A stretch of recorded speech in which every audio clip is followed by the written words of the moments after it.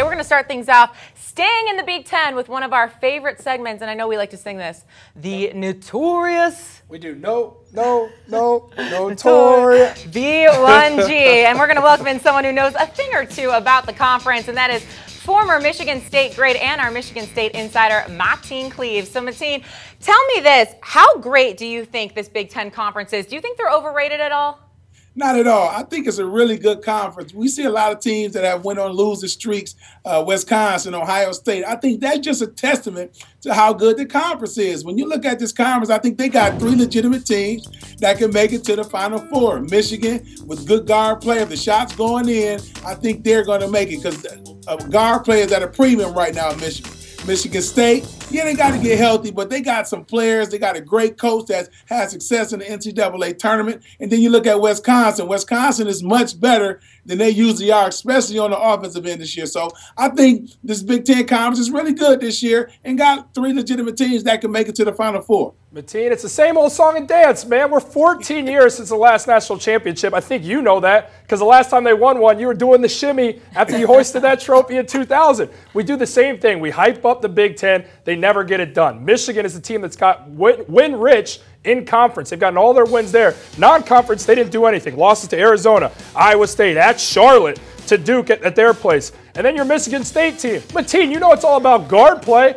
Well, your star guard has been magnificent. The reason why Michigan State was good, he's been hurt. He's not the same guy. 13 points his last 3 games. Minutes, he's playing about 23 as opposed to 35 he's been playing. And don't even get me started about Wisconsin. This Wisconsin team, again, another team that everybody gets all hyped up about. They do a magnificent thing during the season. Then it gets the postseason play, relying on the outside shot. They don't get it done. I love a lot of these teams during the regular season, but they just can't seem to get it done in postseason. Well, let me ask.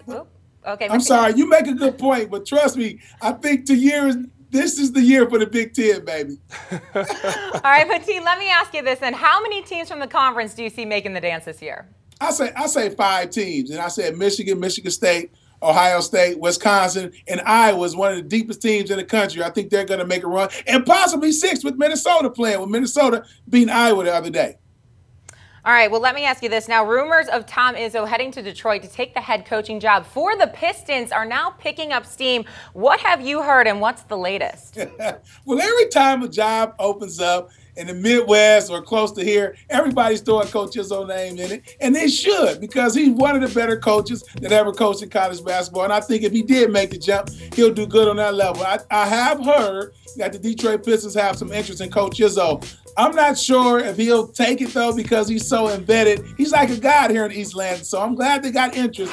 But as a Michigan State junkie, I hope he don't leave us. I don't know, MC. You've got the inside sources, so you know better than I may be talking out of pocket. But my thought process is, look, Izzo's lost a lot of the guys that he's near and dear to him in terms of Keith Appling. You got Adrian Payne. Those guys graduate. Yes, you've got some guys still there, but he's not as close to those guys. I'm sure he's close to every player on the team, of course. He's one of the most loyal guys in the business. But if there's ever a time for Izzo to leave, don't you think it'd be right now with the team that's going to be there next year? The cupboard's kind of bare. Yes, you have Valentine. Yes, Dawson comes back. You don't know what kind of Dawson it's going to be. He's an injury-prone guy. Recruits coming in, you don't have a lot. So if there's ever a time for Izzo to leave, he's getting older. Maybe you take one shot in the twilight of your coaching career at the NBA and see what you're made of. I don't know. Just saying. Well, yeah, you make a good point. But if he do leave, it's not going to be because he's worried about the team not playing well. He's loyal. He knows Valentine's will be back. He knows Dawson will be back. He's loyal to this community. He's loyal to this university. So if he does leave, he's leaving because it's a good opportunity and it's something he wants to do. He's not going to bail on it because he thinks that they're not going to have a good team next year. Will he stay or will he go? Time will tell. All right. Mateen Cleaves, thanks so much for the time. Thank you, guys.